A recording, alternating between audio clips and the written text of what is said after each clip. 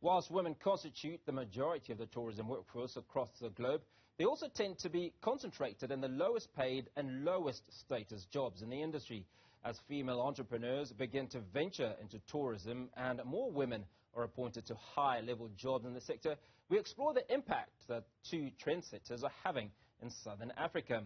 Dr. Mati Nyazema, is the owner of Mbano Lodge, a 5-star boutique hotel in Victoria Falls.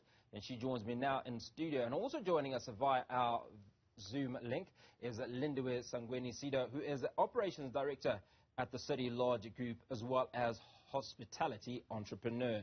Dr. Mati, very good evening. Thank you so much for coming onto the show. Thank you so much. It's a pleasure to join you and your viewers.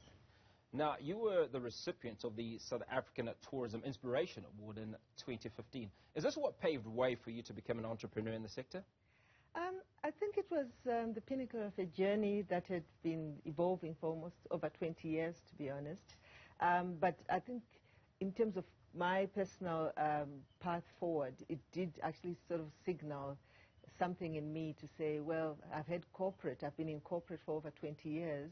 And now I've received this Tourism Inspiration Award, which I wasn't expecting at the time. And yeah, well, I think within 12 months I'd started my own project. So subconsciously, I guess it was the spur to say now it's time to start doing something to give back rather than to keep on working for somebody else. Yeah. Well, I suppose the next question is, why do you think you got the award? I don't know. I guess I've done quite a bit in my time. I think it was a combination of, I guess, a long career, like I said, in tourism. But at that time, I was actually the CEO of the Sandton Convention Center in Johannesburg. I'd been for 10 years. And, you know, I think in that time, we had turned around the convention center into a very profitable and actually a force to reckon with within the tourism sector. I was also involved in quite a number of projects in terms of also inspiring young girls, trying to get them to, you know, to help them actually move from high school to university in my own right. And so it was a combination of all those factors, and I guess people were recognizing what I'd been contributing to the industry. Now, you've obviously been in business many years. Yes. Now, what was it, what was that process like of deciding that, okay, this is what I'd like to do, and as far as setting up Mbano Boutique Hotel is concerned, in what is arguably a white male-dominated industry? I think it was a number of factors. Number one, I think, like I said, it's been a long career, and then you start saying to yourself, you come to a certain stage in life where you say, I must leave corporate so I can actually start something while I'm young enough to do it. So that was one decision, and I've been saying to myself, okay, what do I do? I've always wanted to do something, you know, in tourism and or in the hotel industry. But people have asked me why Victoria Falls, and for me, I'd been working outside of the country at the time. I have worked in Zimbabwe and Kenya, in South Africa, Pan-African actually. And for me, it made sense to say I've had association with Victoria Falls from my childhood, actually, when I went with my family when I was barely 7, 8 years old with my father to Victoria Falls. And so I'd always had this thing about, oh, I know Vic Falls, I've been to Victoria Falls, which a lot of African children did not have that at their back. And so perhaps it was fortuitous that I ended up joining the tourism industry. So I think for me, choosing Victoria Falls was just a no-brainer. If you want to do tourism, if you are in Zimbabwe and you want to contribute and actually do something significant, what about a World Heritage Site, which is right next in your doorstep, Victoria Falls? And that's why I chose it. But Dr. Mati, one would imagine that the easier option would have been to buy equity in an existing business, but not a greenfield project, which is what you chose. Yes, but I think perhaps, and that's part of the narrative, I'm hoping that my case study, what I've done, changes for us as an African people, for us as black people, to say, if I look at Victoria Falls, for instance, and even Cape Town, and even Durban, because I've been exposed to all these places, in the last 10 years, there have been new hotels built, new products built. So why, and how many of those were owned by black people? How many of those were done by black people and developed by black people? So for me, it was about I had that experience of actually the organization I used to work with for the previous 15 years.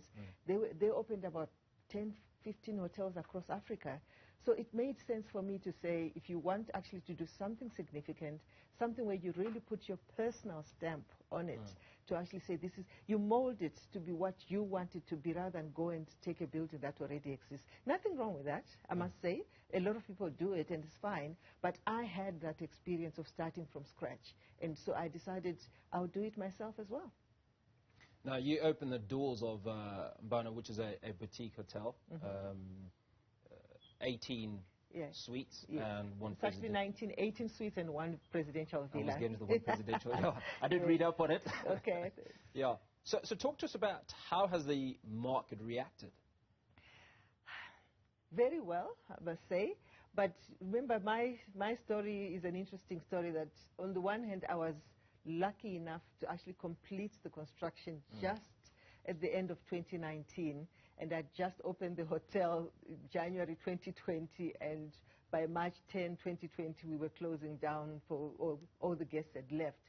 So the whole experience I've had of running a hotel has been under COVID. So to be fair, the global market, and you know, everyone knows what has happened to tourism. So what I can say is the market has supported me has been mostly the domestic market and some regional market. So it's only now that the global market is opening up and I'm beginning to feel, and we are experiencing. So for instance, just to give a good example, in April, we had 60% local, 40% international, whereas 6 months ago it was almost 90% local market. So the international market is actually buying our story, believing in us, and actually having the confidence to come forward and support us. So it's been slow, as everybody else in tourism, but we're holding our own. We're holding very well.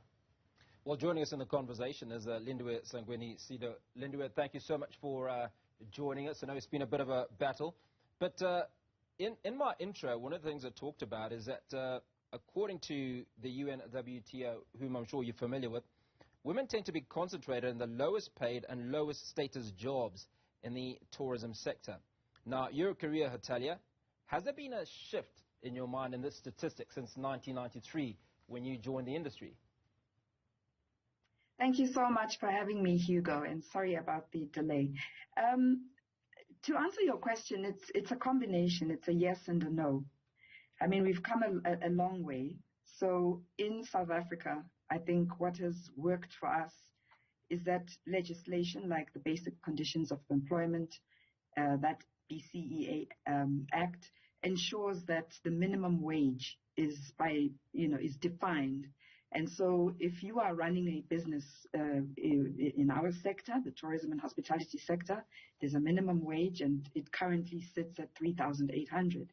Now, in companies that are established, like the City Lodge Hotel Group, we would have a minimum wage of 9,800, which is closer to what we call a living wage.